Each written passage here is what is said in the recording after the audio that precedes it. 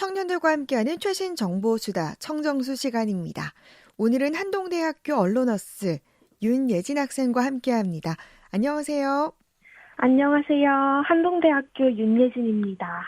네, 오늘은 요즘 청년들 사이에서 핫한 클럽하우스에 대해서 준비했다면서요? 네, 요즘 청년들 사이에서 클럽하우스라고 하면 모르는 사람이 거의 없을 정도로 핫합니다. 네. 사실 청년들뿐만 아니라 다양한 계층에게서 클럽하우스가 각광을 받고 있어요. 네. 최근 정세균 국무총리가 클럽하우스에서 여러 스타트업 대표들과 이야기를 나누면서 뉴스거리가 됐는데요.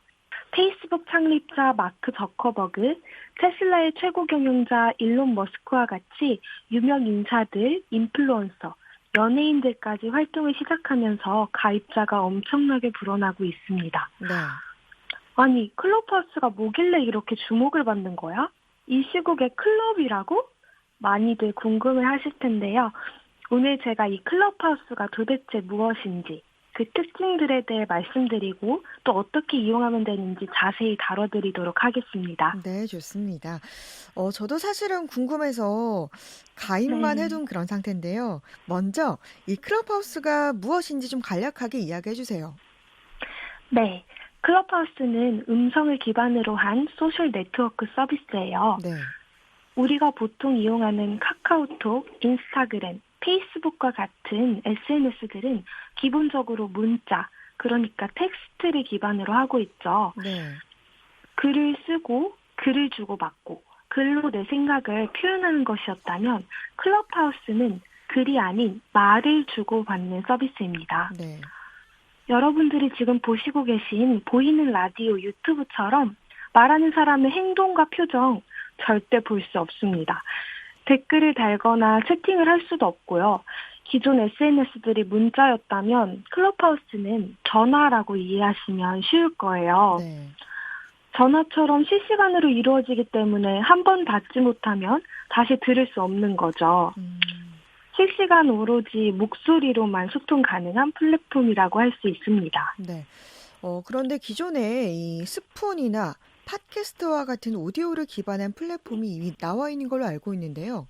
네. 그렇다면 이 클럽하우스만의 가장 큰 특징은 무엇입니까? 네, 클럽하우스의 가장 큰 특징이라면 바로 초대권 가입 제도라고 할 수 있어요. 네. 서비스 이용자에 대한 제한이 있다는 것인데요.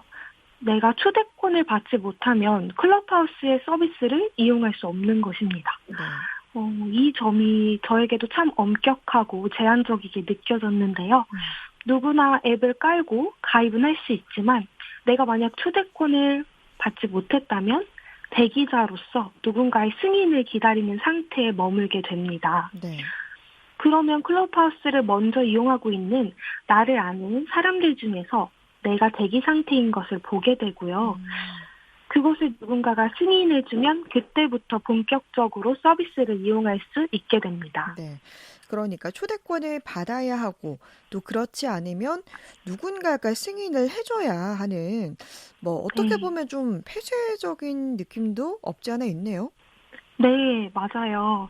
초대권이 없으면 누군가에게 승인을 받아야 하고 이런 가입 제도들이 사람들로 하여금 더 궁금하다, 네. 나 해보고 싶다 이렇게 만드는 것 같아요. 네.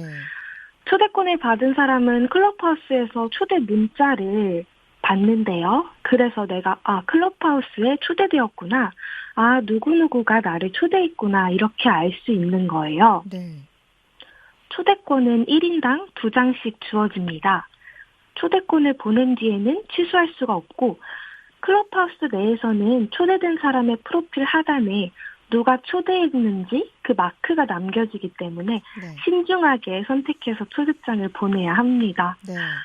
네, 이거 말고도 기존 오디오 플랫폼과의 또 다른 차이점은 바로 라이브, 실시간에 초점을 두었다는 것이에요. 네. 또 아직까지는 아이폰에서만 사용이 가능해서 중고나라에서 아이폰 판매가 클럽하우스 때문에 급증하고 있고 네. 가격도 급등했다는 소식을 들었습니다. 네.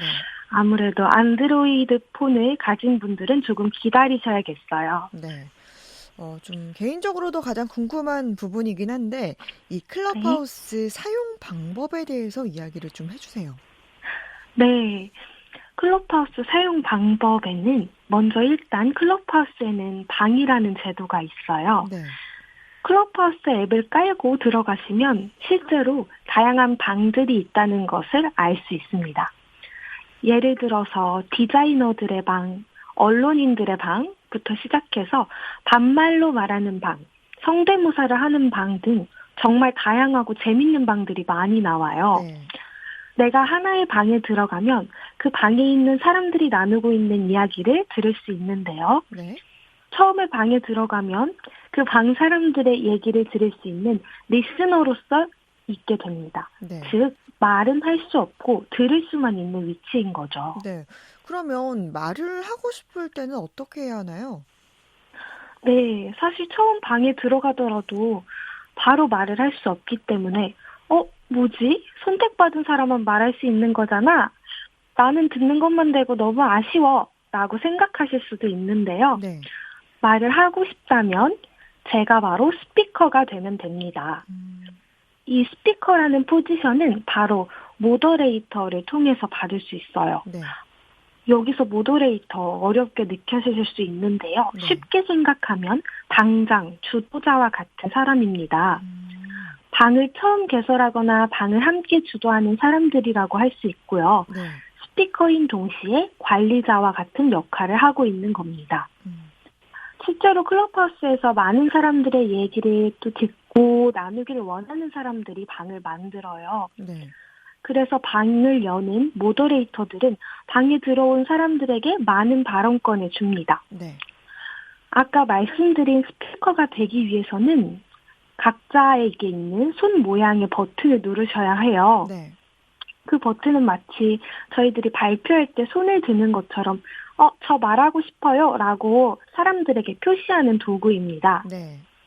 모더레이터가 방에 있는 사람들 중에서 손을 들 사람들을 보면 그 사람들에게 스피커라는 포지션을 주는데요. 네. 물론 손을 든 사람들에게 다 주기도 하지만 정말 인원이 많은 방은 모두가 말하기에 조금 어려운 점들이 있어요. 네. 하지만 듣기만 원하는 사람들도 꽤 많고 그만큼 대화를 듣고만 있어도 아주 재밌고 유용하기 때문에 네. 많이 사용합니다. 음, 네. 마지막으로 방의 상단에는 방장과 스피커들이 위치하고 있어서 누가 모더레이터이고 누가 스피커인지 저희가 알 수 있고요. 네. 하단에는 스크롤을 내리면서 보이는 이 방의 리스너, 그런 사람들의 프로필이 뜹니다. 네. 네, 아직 다 설명드리지 못했는데요. 아마 해보시면 금방 감이 오실 겁니다. 네.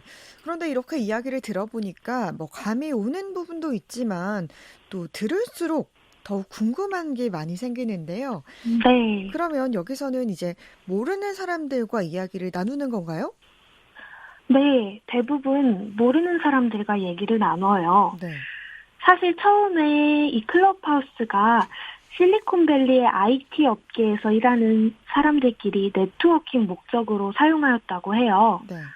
그러다가 점차 예술계 사람들의 네트워킹으로 자리 잡더니 지금은 유명 인사와 국내 유통, 스타트업 대표들 인사까지도 참여하고 있어서 사람들로 하여금 가입하지 않으면 뒤처지는 것 같은 느낌이 들게 만들기도 하네요. 네. 모르는 사람들과 이야기를 하면서 나만 이런 게 아니었구나. 저 사람도 저렇게 생각하는구나 하며 코로나로 사람을 만나지 못해 채워지지 않았던 그 갈망들을 클럽하우스로 대체되고 채워지고 있는 것 같습니다. 네. 저도 혼자 이렇게 보내는 시간이 많아지다 보니까 이런 미디어, SNS 사용 빈도가 또 늘어가는데요. 또 실제로 지금 코로나로 지인들과의 만남도 줄어들고 또 비대면이 일상이 되어가는 요즘 이 클럽하우스가 시대를 잘 탄 것 같아요. 네, 맞습니다. 클럽하우스가 제공하는 이 서비스가 지금 시대적인 이 흐름에 잘 맞아떨어졌다고 저도 생각합니다. 네. 코로나로 저희가 사람들을 만나지 못하고 집에 있는 시간이 계속적으로 늘게 되고, 그런데 사람들 안에는 그 사람들을 향한 갈망이 여전히 있고 그런 상태인 거죠. 그래서 클럽하우스가 등장해서 사람들과 소통할 수 있게 만들고 또한 정보를 공유하고 공감을 주고받는 역할을 해주니 한 번 시작하면 빠져나오지 못한다고 하네요. 네, 정말 이렇게 이야기 들으니까 시작하기가 무섭기도 한데요. 예진 학생도 네. 써본 적 있습니까? 네, 저도 이 라디오에서 자세히 다뤄드리려고 일주일 전부터 사용을 해봤어요. 네. 앞서 말씀드린 것처럼 라이브로 진행되는데요. 다시 듣기나 녹음이 전혀 되지 않더라고요. 네. 그래서 내가 그때 참여하지 못했다면 또는 내가 지금 참여하지 않으면 영원히 들을 수 없겠구나 하는 어떤 특별함과 그 소멸성을 띠기 때문에 더 많이 듣게 되더라고요. 네. 혼자 있을 때는 계속 켜두는 거죠. 그런데 그 내용에 집중하다 보면 어느새 현실에서 해야 하는 일을 방해받을 수도 있어요. 네. 그런 점은 좋지 않았습니다. 그런데 기억에 남는 방은 언론인 준비생들 모여라 라는 방인데요. 네.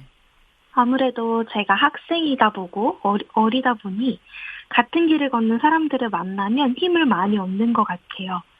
저는 처음 보는 사람들이었지만 같이 언론인을 꿈꾸는 사람들로서 가장 힘들었던 점, 가장 기뻤던 점, 내가 준비하고 있는 것들이 무엇인지 자유롭게 나누면서 따뜻하고 힘이 되는 소통을 했습니다. 네. 이렇게 클럽하우스에서는 같은 직업군을 기반한 많은 소통이 이루어지고 있어요. 네. 청년들의 최신 정보수다 청정수. 오늘은 클럽하우스를 주제로 이야기 나눴습니다. 한동대학교 윤예진 학생이었습니다. 고맙습니다. 감사합니다.